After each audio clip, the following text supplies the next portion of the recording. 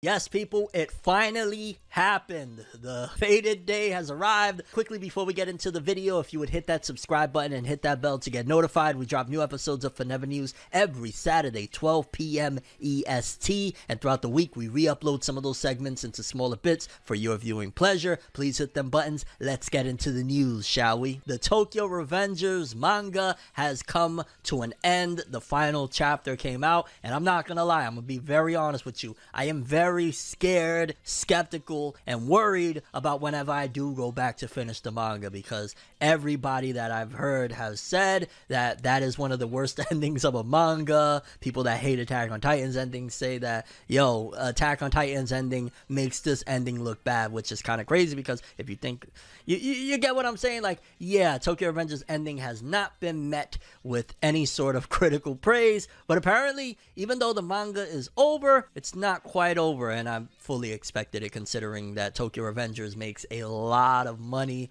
on manga sales. It sells a lot of manga volumes, so you can have your hate about the anime, you can have your hate about the manga itself, but it sells very well, and that's probably why, even though it's ending, or it's ended, it didn't end. Yeah, let's read. Tokyo Revengers manga gets special arc, Tokyo Revengers extra spin-off serialization. This year's 51st issue of Kodansha's weekly shonen magazine revealed on Wednesday that manga creator Ken Wakui will reveal a special arc for his Tokyo Revengers manga at a large-scale exhibition in Roppongi, Tokyo around November 2023. The magazine also revealed that it is serializing Ken Wakui's Tokyo Revengers extra spin-off manga based on his Tokyo Revengers series. The 8-chapter Tokyo Revengers extra manga follows the founders of the Tokyo Manji gang. The first chapter is titled The Wounded Tiger. The extra manga chapters were originally bundled with the Tokyo Revengers anime Blu-ray disc and DVD releases. The manga ended on Wednesday, and yeah, so it looks like there's going to be 8 extra chapters that are going to be coming out that were already previously released, in terms of they were bundled with Blu-rays, and I'm sure they gotta be available online now like everything does. But yeah, Tokyo Revengers, I wouldn't be surprised, honestly, if he comes back with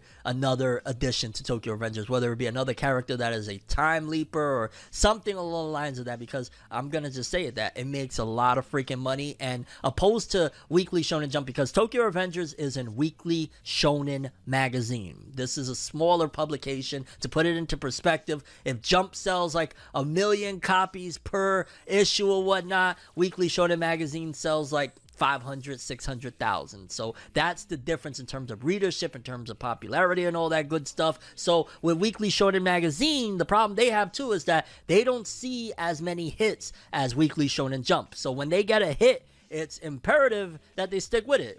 A la 7 Deadly Sins still getting anime adaptations all these years later. And it's also why I feel like Attack on Titan is not going to be over following the anime, because yeah, when they get a bread and butter, they usually want to eat. So I wouldn't be surprised if the reason why they're serializing these chapters, one, of course, hey, it's over now, people are still gonna want to, you know, get a little bit more of a fix, so might as well shove those chapters in. But also, I wouldn't be surprised a year from now, 2 years from now, Ken Wakui returns with another Tokyo Revengers, whether it be with these characters or using the same concept, and you see these characters around. It just feels like Weekly Shonen magazine, when they get a hit, they would be kind of silly to let it go. I mean, look how long Fairy Tail went, right? And Fairy Tail had a lot of hate and criticism, especially from like midway on. So yeah, Tokyo Revengers, 8 more bonus chapters incoming. It is over, but I wouldn't say it's over until like Ken Wakui is, I don't know, 2 series away creating new manga or something like that. I just feel like there would be more. I don't know. Again, I feel like Takamichi's story and Mikey and them is probably going to be over, but maybe not the whole world of Tokyo Revengers. I could be off on that. But either way, Tokyo Revengers ends. 8 bonus chapters that were previously released with Blu-rays will be coming. And yeah, I don't know. It's kind of hard to say. It's sad to see it end, considering the fact that everyone's like, it's shit at the end. So yeah. Also, a quick nod to the issue of Weekly Shonen magazine with the final chapter that had a lineup of majority of the main characters from Tokyo Revengers. That is a nice cover to go out, seeing all of, you know, the Tokyo Majin gang, and just in general, I don't know. Yeah, I am gonna miss Tokyo Revengers. I'll probably stay anime only until it completely goes through the manga. I don't know. It's gonna be a toss-up for me. Quick update for Chainsaw Man fans. Again, as we report every week on the top 50 best-selling manga of the week, Chainsaw Man manga is doing numbers, because according to this now, Chainsaw Man by Tatsuki Fujimoto has already reached 20 million copies in circulation with 12 volumes, according to Talk TV program. So we hit 20 million in circulation. I believe when the anime started, it was at like 16 or 18 million, somewhere around there. But yeah, we've already seen millions of sales, and they had to include the latest one from Chainsaw Man 2 because it was originally 11, now 12. But 20 million copies, and one of the hottest anime airing right now. Jeez Louise, it'll definitely be in the top 10 for 2022's highest selling manga, no doubt about it. It has to be in there. I just don't know if it'll be top 5 because it had a long period of no volumes being sold, and we're only at the last couple of months before we have the quarterly switch to the next fiscal year that we're getting all these sales in. So if it's not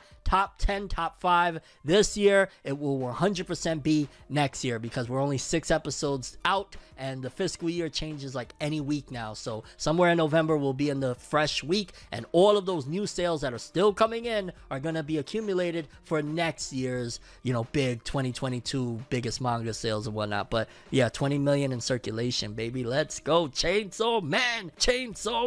To a certain degree, if you order anime and manga merchandise like myself, this may impact you in a way, to a certain degree, I guess you would say, because apparently Amazon is about to lay off 10,000 employees. In fact, depending on what departments this is in, it also could affect something of the licensing of anime in general. We just don't know exactly what department. Let's actually take a look and see what department, so we can know exactly what this is going to affect. Amazon has begun laying off employees this week, and it is reportedly planning to lay off about 10,000 people in the corporate and technology jobs. This includes the Amazon Devices Organization for Alexa, Retail Division, and Human Resources. The number 10,000 represents about 3% of Amazon's corporate employees and less than 1% of its global employees. Sales trends for the holidays are gravitating towards brick and mortar retail shops over online retailers. That's interesting. That's a first in a while. Earlier this year, Amazon raised the annual subscription price of its Amazon Prime service from $119 to $139, and its monthly subscription price from $12.99 to